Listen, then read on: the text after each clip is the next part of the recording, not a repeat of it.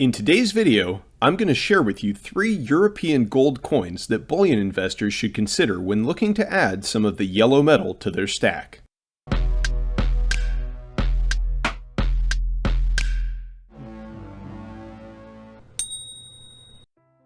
Hey everybody, Smart Silver Stacker here.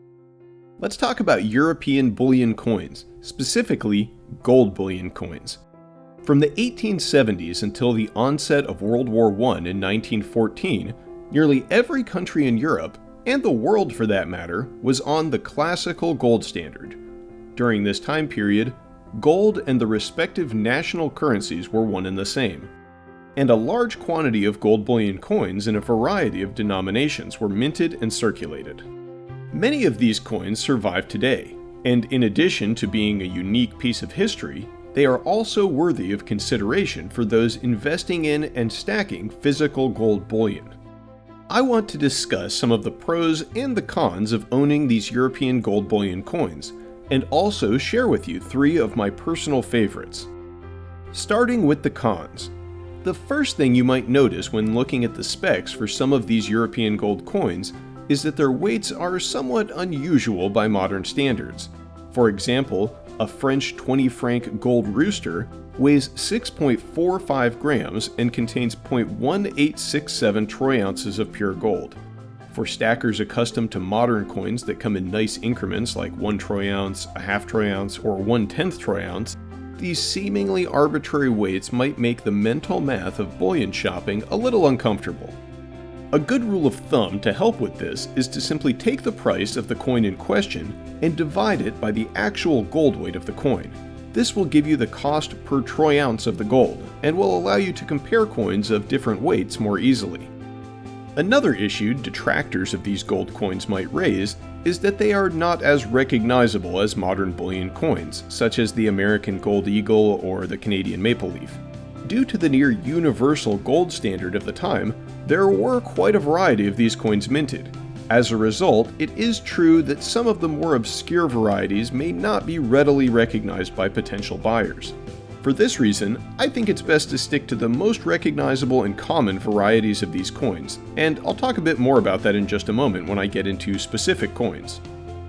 And speaking of common coins, when shopping for European gold, beware of dealers who may try to pitch rare or key date or brilliant uncirculated coins with a high numismatic premium attached. In this video, I am talking about bullion investing, not numismatics. Leave the coin collecting to the coin collectors the same way you leave the Beanie Babies to the Beanie Baby collectors. When shopping for gold or silver coins, always try to pay as low a premium as possible over the spot price of the metals. Finally, unlike modern bullion coins like the American Eagle or the Maple Leaf, these coins are not considered legal tender, and so they fall into the same category of bullion as generic bars and rounds. So why consider these gold coins as an investment at all? Well, for starters, they're a cool piece of history. These coins harken back to a time when nations around the world used sound money, economic growth was rapid, and standards of living were steadily rising. And although being an interesting historical touchstone isn't a sufficient reason to stack these gold coins all on its own, when you combine it with a few of their other characteristics, they do start to look appealing. Because these coins actually circulated as currency for decades, and quite a few of them were minted, the most common varieties are actually quite recognizable, and I've seen them at local coin shops frequently. Because of how common they are, oftentimes they actually carry a very low premium to the spot price of gold. Also, many of the common coins are less than 1 troy ounce in weight, so they provide an affordable way to obtain fractional gold bullion. With modern bullion, it's true that the 1 troy ounce coins can typically be had at a reasonable price, but when you begin looking at the half, quarter, or 1/10 ounce coins, the premiums go up considerably. So if you like history and you want to invest in some gold, but maybe you don't have $2,000 to invest at one time, or you want some gold bullion that is easily divisible and uniform, these European gold coins might be for you. Here are some that you should check out.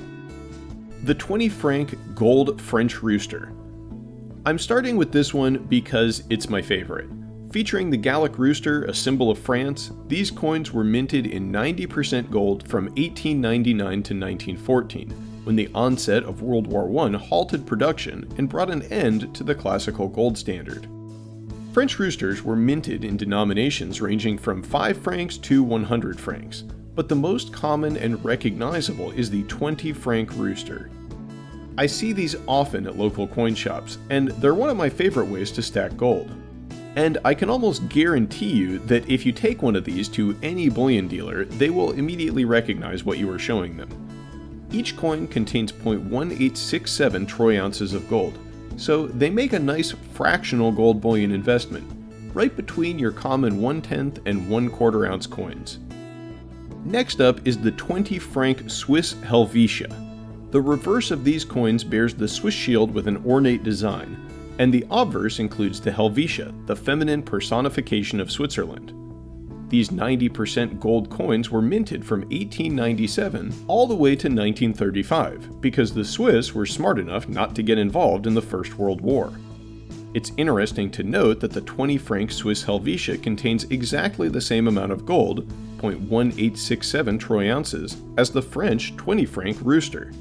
At a time of a universal gold standard, converting from one currency to another was pretty straightforward stuff.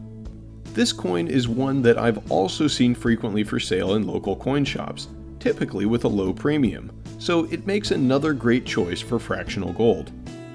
Now, if you are looking for a larger European gold coin, you should check out the Austrian 100 Corona.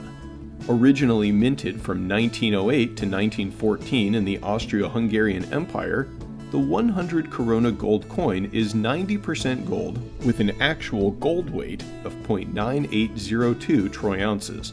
The obverse features the profile of Emperor Franz Joseph I of Austria, whose long reign lasted from 1848 until his death in 1916. The border is completely taken up with his monarchical titles. The reverse of the coin bears the coat of arms of the Habsburgs, a double-headed eagle. After the death of the emperor, the Austrian government began striking 100 Corona coins with the date 1915 to commemorate his reign.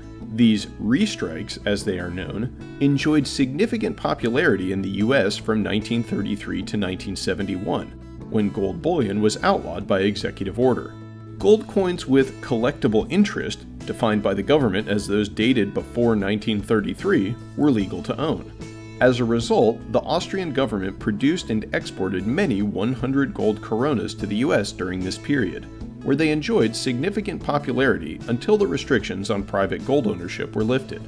Today, these gold coins are not as popular as they once were. But that's good news for stackers, because 100 Corona coins are one of the most affordable ways to purchase gold bullion. Typically featuring a premium only 2% above their gold value, Coronas are a good way to make sure you get the most weight in gold for your investment money. And as usual guys, none of this is investment advice. These are just some of my personal favorite gold coins. And I'd love to hear what you think about European gold coins. Do any of you stack these? Are there any other types of foreign bullion that you do like to stack? Let me know in the comments below. And if you liked this video, make sure you hit that subscribe button. If you'd like to see more videos about precious metals and stacking, then check out this one right here. Thank you all very much for watching. I will catch you next time. Smart Silver Stacker out.